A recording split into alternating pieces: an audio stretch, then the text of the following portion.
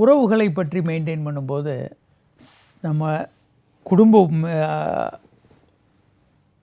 குடும்பத்தில் ஒருத்தர் தவறாக ஏதோ நடந்துருச்சு, முதல்ல அதை ஏற்றுக்கொள்ளுங்கள்.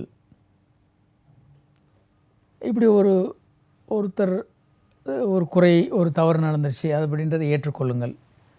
அதே மாதிரி அவருக்கு அட்வைஸ் பண்ணுங்கள்.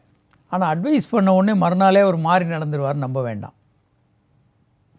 அவர் அதை அட்வைஸை ஏற்றுக்கொண்டு அதை மாற்றிக்கொள்வதற்கு நாட்கள் ஆகலாம்.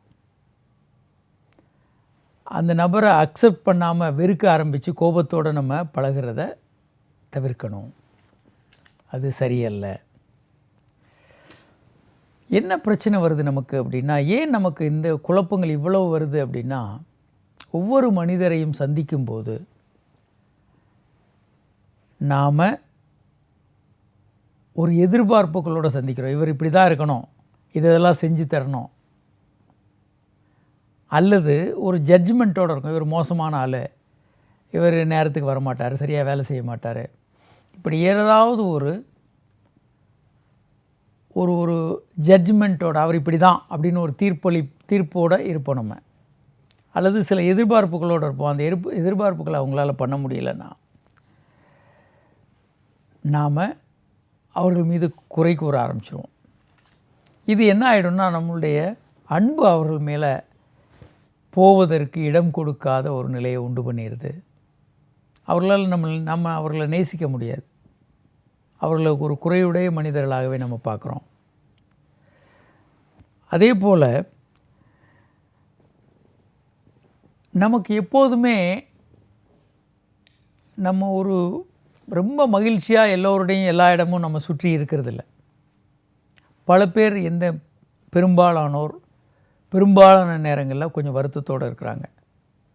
ஏன் அப்படி இருக்கிறாங்க அப்படின்னா, விஞ்ஞானிகள் என்ன சொல்கிறாங்கன்னா, உங்களை சுற்றிலும் நீங்கள் எப்போதும் அன்பு, அதே போல் சந்தோஷம், அமைதி என்ற உணர்வுகளை வச்சிருக்கிறதுக்கு பதிலாக கோபம், வெறுப்பு அப்படின்னு நம்ம வீட்டில் இருக்காங்க, மனைவி குழந்தைகள் இருக்காங்க, அப்பா அம்மா இருக்காங்க, நம்ம ஆஃபீஸில் வேலை செய்கிறவங்களாம் இருக்காங்க.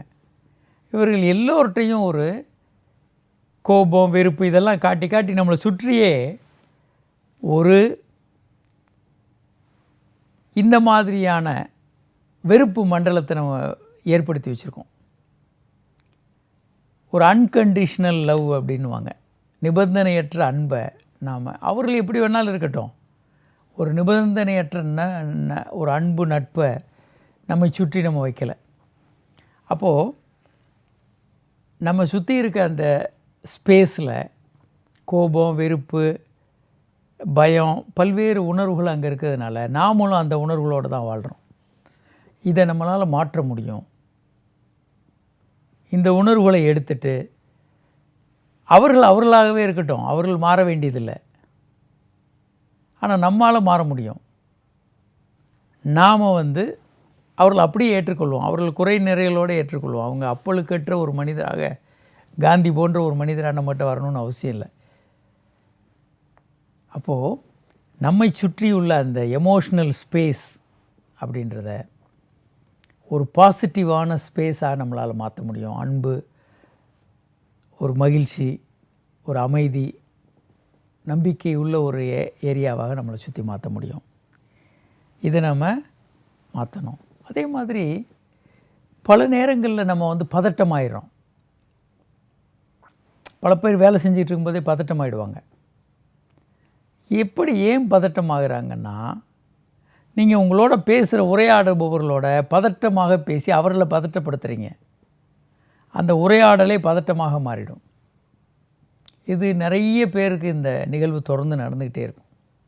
நீங்கள் பேசுகிறவர்களோட, பழகுகிறவர்களோட ஒரு பதட்டத்தை ஏற்படுத்திடுவீங்க. அந்த பதட்டத்தோடு அவங்க பழகும்போது உங்களுக்கும் அந்த பதட்டம் உங்களுக்கு கண்ணுக்கு தெரியாமலே அந்த பதட்டம் இருந்துக்கிட்டு தான் இருக்கும். ஒரு பாஸ் வர்றாருன்னா அவர் சத்தம் போட்டு வேலை வாங்கிறது அப்படின்றது நமக்கு பழகி போச்சு. கோபத்தை காட்டினா தான் வேலை நடக்குது இங்கே அப்படின்னு நிறைய பேர் பேசுவாங்க. இது நம்ம பார்த்துருப்போம். இதில் என்ன தப்பு இருக்குது? ஏன்னா கோபம் காட்டலைன்னா வேலை செய்ய மாட்றாங்க அப்படின்னு நம்ம நினச்சோன்னா பல்வேறு சிக்கல்களையும் நம்ம சேர்த்து கொண்டு வர்றோம். கோபப்பட்டு பேசும்போது அவர்கள் மீது ஒரு அன்பில்லாத அந்த உறவை அது உடைச்சி விட்டுருது. ஸோ நம்பிக்கை இல்லாமல், ஒரு அன்பு இல்லாமல், ஒரு கோபமான உறவுகள் முறிந்த நிலையில் இருக்கும். அது அப்போதைக்கு கொஞ்சம் வேலை நடக்கிற மாதிரி இருந்தால் கூட அது வாழ்நாள் ஃபுல்லாக அப்படி நீடிக்க ஆரம்பிச்சிடும். இந்த கோபப்படுவதே நம்முடைய பழக்கமாக மாறிடும். கோபமாக பேசுவது, கோபமாக நடந்து கொள்வது என்பது நம்முடைய பழக்கமாகிடும். ஸோ ஆரம்பத்தில் கொஞ்சம் சத்தம் போட்டால் தான் வேலை நடக்குது நம்ம ஆரம்பித்தோன்னா அப்புறம் சத்தம் போடுவதே நம்முடைய கேரக்டராக நாம் மாற்றிடுறோம். நம்ம பணம் சம்பாதிக்கிறோம், ஓடி ஓடி உழைக்கிறோம். இதில் என்ன பிரச்சனை வருதுன்னா பதட்டம், கோபம், பயம், இந்த உணர்வுகள் இதோட உடல் நலமும் பாதிக்குது. சர்க்கரை, பிபி போன்ற பல்வேறு மன அழுத்தம் போன்ற பல்வேறு பிரச்சனைகளும் வருது. இதற்கு பதிலாக எல்லோரிடமும் அன்பு காட்டி நாம் பழகியிருந்தோன்னா ஒரு பக்கம் பணமும் கிடச்சிருக்கோம், அதோட சந்தோஷமும் மகிழ்ச்சியும் நமக்கு சேர்ந்து கிடச்சிருக்கும். நாம் சந்தோஷமாக வாழும்போது நமக்கு பணம், மகிழ்ச்சி, அமைதி, அதே மாதிரி உடல் நலமும் கெடாமல் இருந்திருக்கும். இது ஒரு முக்கியமான விஷயம். நாம் பதட்டத்தோடு வேலை செய்யும்போது கோபம், வெறுப்பு, பயம், பதட்டம், அதோட சுகர், பிபி எல்லாம் வர ஆரம்பிச்சிருது. இதை தவிர்க்க முடியும். நாம் இதை புரிந்து கொண்டோம்னா நல்லா இதை தவிர்த்துட்டு ஒரு அமைதியான வாழ்க்கையை நம்ம வாழ முடியும். அதே மாதிரி பல நேரங்களில் நமக்கு இன்னொரு சிக்கல் என்ன வருதுன்னா, நாம் எப்போதுமே மற்றவங்களை கம்பேர் பண்ணிக்கிட்டு தான் இருப்போம். அவங்க எவ்வளோ சேலரி வாங்குகிறாங்க, அவங்களுக்கு என்ன பதவி உயர்வு கிடச்சிருச்சு, எனக்கு கிடைக்கல. எப்போதும் நம்ம மற்றவர்களை கம்பேர் பண்ணுவோம். அவங்களுக்கு இவ்வளவு சேல்ஸ் ஆகிருக்கு, நமக்கு ஆகலை.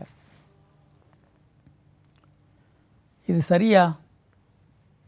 அது அப்படி நீங்கள் பண்ணிங்கன்னா மன அமைதி திரும்ப போயிடும். காம்படிஷன், பயம், வெறுப்பு, கோபம், இந்த உணர்வுகள் திரும்ப வந்துடும். அப்போ நீங்கள் என்ன பண்ணணுன்னா, நீங்கள் யார் கூட கம்பீட் பண்ணலாம், உங்களோட தான், உங்களுடைய முழு திறமைகளோட நீங்கள் போட்டி போடலாம். நேற்று நான் என்னவாக இருந்தேன், நான் முழுமையாக என்னுடைய திறமையை முழுமையாக பயன்படுத்தும் போது இன்று என்னவாக இருக்கேன், நாளை எந்த நிலையில் இருப்பேன். ஸோ நம்மளுடைய முழு உழைப்பையும் நாம் பயன்படுத்தி நாம் எங்கே இருப்போம், நேற்று எங்கே இருந்தோம், இன்றைக்கி எங்கே இருக்கிறோம், நாளைக்கு எங்கே இருப்போம், இதை நாம் தீர்மானிக்கலாம்.